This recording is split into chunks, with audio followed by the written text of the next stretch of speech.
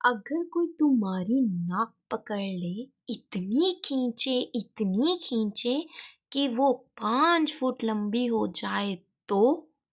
आज से हजारों साल पहले एक हाथी के बच्चे के साथ भी एग्जैक्ट यही हुआ था। कैसे? कहानी शुरू होती है अफ्रीका के जंगल से। So students, today we will start a new chapter, that is chapter 7, and its name is The Insatiable Elephant's Child.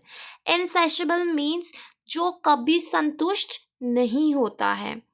इसका भी क्यूरियोसिटी लेवल कुछ ज़्यादा ही हाई था। ये हर चीज़ जो आसपास होती थी इसे जाननी ही होती थी।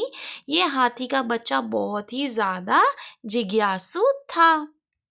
जमाना था पुराना, तभी हाथी की सूंड नहीं होती थी, बस एक छोटी सी मोटी सी जूते जितनी नाक होती थी। और उसी नाक को, छोटी और मोटी सी नाक को क्या कहते थे? Bulgy nose. एक दिन एलिफेंट अपनी आंट से पूछता है, ऑस्ट्रिच आंट से, कि आपकी टेल पे इतने पंख पंख क्यों है? आप तो आंट को बड़ा गुस्सा आता है। आंट अपने पैर से लगाती है इसके हिप्स पे एक थप्पड़ से। तो जब आप किसी को एज अ पनिशमेंट मारते हो उसके हिप्स पे तो उसको क्या कहते हैं? स्पैंक्ड। अब अपने अंकल जिराफ से भी पूछता है कि आपकी बॉडी पे इतने धब्बे कैसे पड़ गए? अंकल को भी आता है गुस्सा, अपने हूफ से दो लगाते हैं इसके हिप्स पे। बट ये कहाँ रुकने वाला। हूफ मतलब ये पैर जो होते हैं जिराफ के या फिर हिप्पोपोटामस के, उनको कहते हैं, उनके पैरों को हूफ। इसको इतनी डांट पिटती थी तब भी ये नहीं रुकता था, हर एक से क्वेश्चनिंग करता था। अब नेक्स्ट डे किससे क्वेश्चनिंग करता? अपनी आंट हिप्पोपोटामस से। अपनी आंट से बोलता, आपकी आई इतनी रेड क्यों रहती है? वो उसको भी आता है गुस्सा, वो भी अपने हुफ से देती है इसके हिप्स पे दो थपक से लगाकर। इसको तब भी नहीं आती शर्म। ये फिर अपने अंकल बबून से पूछता है कि आप बताओ, वाटरमेलन इतने टेस्टी क्यों होते हैं? तरबूज जो है इतने टेस्टी क्यों होते हैं? वो भी अपने ना पाव से, पाव मीन्स जो ये पंजे हैं ना, इनके बालों वाले पंजे से दो लगाता है इसके हिप्स पे। ये देखो, ये जैसे पंजे होते हैं ना कैट के, डॉग के, बाबून के, ये इन सब को क्या कहते हैं? पॉ। इतनी डांट पिटती थी फिर भी हाथी का बच्चा रुका नहीं। जो देखता, जो सुनता, जो सूंघता, बस सवाल। और घर वाले बस कुटाई पे कुटाई, बहुत कुटाई होती थी उसकी, बहुत ज्यादा। एक दिन सुबह सुबह इस हाथी के बच्चे ने वो सवाल पूछ लिया जो आज तक किसी ने नहीं पूछा था। उसने पूछा, मगरमच्छ रात के खाने में क्या खाता है? बस पूरा खानदान एक साथ चिल्लाया, चुप कर। और फिर क्या, बिना ब्रेक के देर धुलाई पे धुलाई हुई उसकी। फ्रेटफुल मीन्स टेंशन भरी आवाज में। ऑब्वियसली आपका कोई बच्चा छोटा सा पूछे कि आज मम्मा बताओ क्रोकोडाइल डिनर में क्या खाता, आपको तो टेंशन होगी कि ये ऐसी बातें क्यों कर रहा है। तो फिर उन्होंने उसकी दे धुलाई पे धुलाई की कि इतनी धुलाई की है, बेशरम मान जाएगा, किसी से नहीं पूछेगा, अपना क्यूरियोसिटी लेवल जो है उसको ठंडा कर देगा। बट ये कहाँ मानने वाले। पिटाई खत्म हुई तो फिर वो चला गया कोलो कोलो चिड़िया से मिलने। तो हाथी ने बोला, सबने मारा यार, पर मुझे जवाब चाहिए।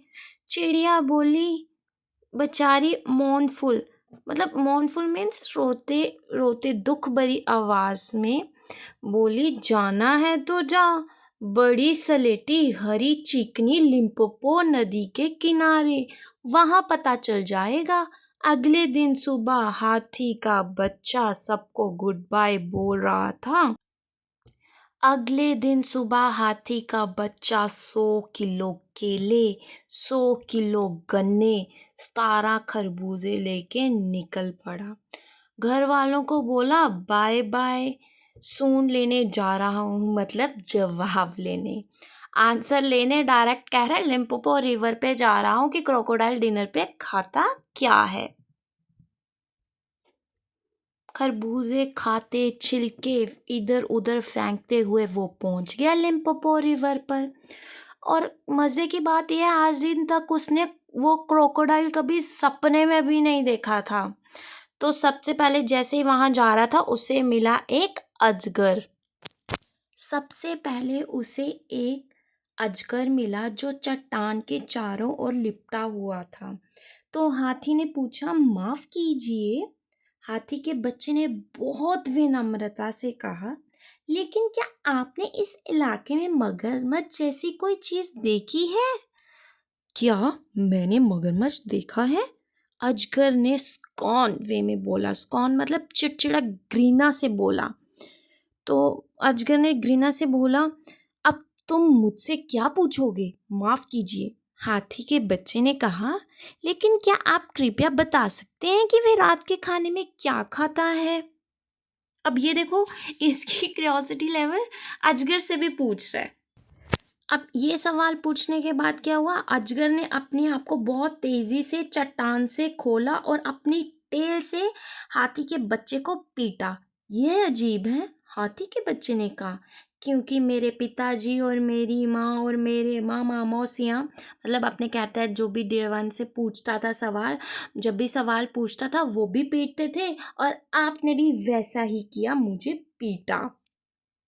इसीलिए उसने क्या किया, विनम्रता से बहुत अच्छे वे से गुड बाय बोला अजगर को भी, और उसकी हेल्प की दोबारा से उसे उस चट्टान पे लपेटने की, और आगे बढ़ गया। थोड़ा गर्म होकर लेकिन बिल्कुल भी आश्चर्यचकित हुए बिना, खरबूजे खाते हुए और छिलके इधर उधर फेंकते हुए, जब तक कि उसने बड़ी सलेटी हरी चिकनी लिम्पोपो नदी के बिल्कुल किनारे पर उस चीज पर पैर नहीं रखा जिसे उसने लकड़ी का एक पार्ट समझा था। तब तक वे शांत नहीं बैठा। ग्रीसी मतलब जहाँ सॉइल और ऑयल का चिकनी सी हो जाए, जहाँ पे ऑयल भी हो और सॉइल भी हो, हरी हरी सी हो जाए, उसको कहते हैं ग्रीसी। ठीक है, देखो ऐसी ही है लिम्पोपो रिवर। अब उसने जैसे ही वो वहाँ पहुंचा तो उसने पैर रखा, एक हार्ड होती है क्रोकोडाइल की अपर पार्ट जो होता है उसका बॉडी का, स्केल्स वाला पार्ट जो, तो उसे लगा ये लकड़ी है। तो ट्रॉड मीन्स अपना पैर उस चीज पर रखना, तो उसे हार्ड सा फील हुआ, उसे लगा लकड़ी है, बट वो लकड़ी नहीं, क्रोकोडाइल था।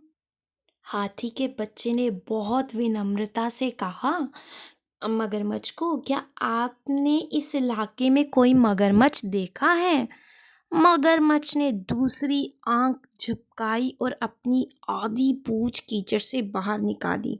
हाथी का बच्चा बहुत विनम्रता से पीछे हटा, क्योंकि उसका जैसा रिकॉर्ड था, जब भी वो कुछ क्वेश्चनिंग करता सबने अभी तक पीटा ही था, तो इसे डर लगा कि ये भी अपनी टेल निकाल रहा, अब ये भी टेल से पीटेगा, तो वो पीछे हट गया एक स्टेप बैक। विंक मतलब जानबूझकर एक आंख की पलक बंद करके खोलना। इधर आओ नन्हे बच्चे, मगरमच्छ ने कहा, तुम ऐसी बातें क्यों पूछते हो? माफ कीजिए, हाथी के बच्चे ने बहुत विनम्रता से कहा, लेकिन हर कोई मुझे पीटता है, मैं अब और नहीं पीटना चाहता। इधर आओ, मगरमच्छ ने कहा, क्योंकि मैं ही मगरमच्छ हूँ। और उसने ये दिखाने के लिए घड़ियालू मतलब फॉल्स टीयर्स भी बहाए कि इसको बिल्कुल सच लगे। तब क्या हुआ, हाथी के बच्चे की सांस फूलने लगी और वह हाँफने लगा और किनारे पर घुटनों के बल बैठ गया और बोला, आप वही व्यक्ति हैं जिसे मैं इतने लंबे दिनों से ढूंढ रहा था। क्या आप कृपया करके मुझे बताओगे कि आप खाते क्या हो डिनर में? हाथी के बच्चे ने अपना सर मगरमच्छ के मुंह के पास झुका दिया और मगरमच्छ ने उसकी छोटी सी नाक पकड़ ली जो जूते से बड़ी नहीं थी। अब विस्पर मतलब मगरमच्छ ने कहा, इधर पास आकर आ तो तुझे बताता हूँ मैं कान में। तो वो बेचारा जैसे ही उसके पास होने लगा ना, तो क्या किया उसने, उसकी नाक पकड़ ली जो बिल्कुल जूते जितनी छोटी थी। और मगरमच्छ इतना गंदा था, कहता मुझे लगता है आज मैं हाथी के बच्चे से ही शुरुआत करूँगा। इस पर हाथी का बच्चा बहुत नाराज़ हुआ और उसने अपनी नाक से बोलते हुए कहा, मुझे छोड़ दो, तुम मुझे चोट पहुँचा रहे हो, मतलब तुम मुझे हर्ट कर रहे हो। तब अजगर किनारे से घसीटता हुआ नीचे आया। स्कफल्ड मतलब होता है किनारे से जल्दी जल्दी अपने पैरों से घसीटते हुए नीचे आना। और क्या बोला अजगर ने उसको, हाथी के बच्चे को, मेरे दोस्त अगर तुम जल्दी से अपनी पूरी ताकत से खुद को नहीं खींचोगे तो मगरमच्छ तुम्हें नदी में खींच ले जाएगा। फिर हाथी का बच्चा जल्दी से बैठ गया। अब जिस पोजीशन में हाथी बैठा हुआ ना उसे बोलते हैं हॉन्चेस, जो मतलब उसकी हिप्स और जो अपर थाई का एरिया था जो ज़मीन पर टच हो रहा उसे बोलेंगे हम haunches. Okay, is it clear? अब हाथी के बच्चे ने भी, बेचारे ने क्या करना था, जब उसने उसकी नाक पकड़ ली थी तो वो चिल्लाया, अब थक के बैठ गया। ऑलमोस्ट उसकी नाक तब तक 5 फीट लंबी हो गई थी। वो कहता अब ये बहुत ज़्यादा हर्ट हो रहा है मुझे। तो अजगर तुरंत नीचे आया और उसकी हेल्प की। अजगर ने इसे अपनी ओर खींचा, मगरमच्छ अपनी ओर खींच रहा था। एक टाइम पे तो मगरमच्छ को इतना गुस्सा आया, इतना गुस्सा आया, उसने अपनी पूंछ पानी में जोर से पटक के मारी। जब पानी में पूंछ जोर से पटक के मारते हैं उसे बोलते हैं हम थ्रैश्ड। ओके,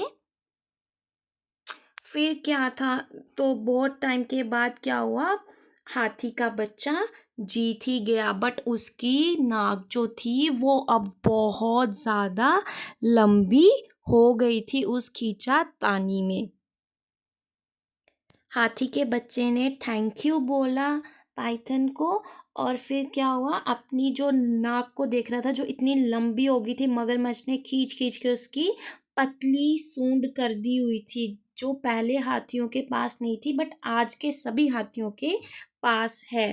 तो हाथी का बच्चा अफ्रीका से होता हुआ घर की ओर जा रहा था, अपनी सूंड को इधर उधर उछाल रहा था खुशी से। अब खुशी से मूव कर रहा था तो उसे बोलेंगे हम फ्रिस्किंग, और विस्किंग मतलब अपनी सूंड से वो मक्खियों को उड़ा रहा था, दूर कर रहा था, तो उसको बोलते हैं विस्किंग। ठीक है, पहले क्या होता था, वो फल ज़मीन पर गिरते थे पेड़ से तो तब वह उन्हें उठाकर खाता था, बट अब ऐसा नहीं था।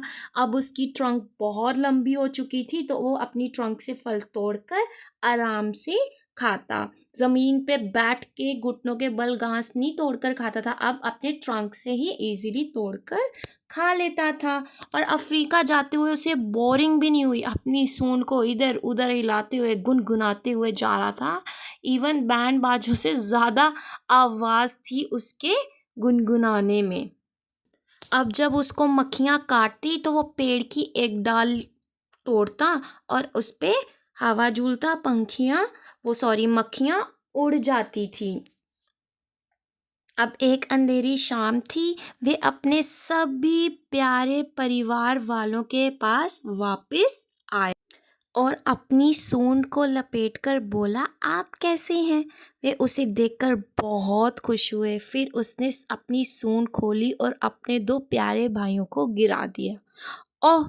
वह बोले, तुमने ये करतब कहाँ सीखा और तुमने अपनी नाक को क्या कर लिया है?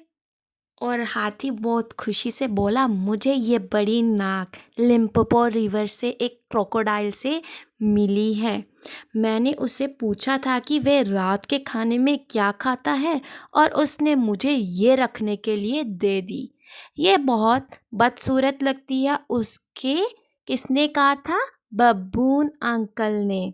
अब जब इतनी बात कही तो हाथी कहाँ शांत रहता है। हाथी ने क्या किया, अपने एक पैर से अपने ट्रंक से बब्बून को लिया, घुमा और फेंका हॉर्नेट के छत्ते पे।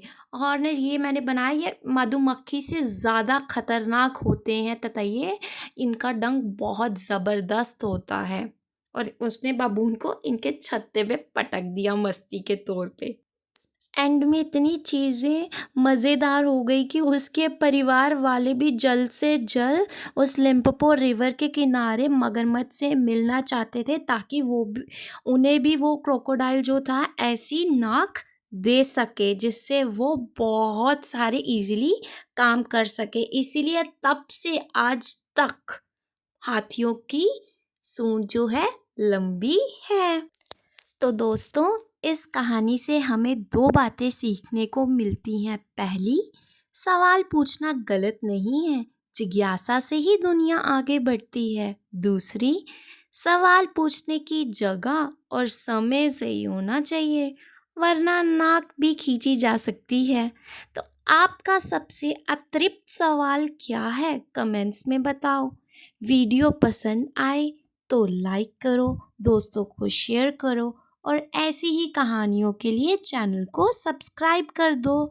मिलते हैं अगली कहानी में। Bye bye.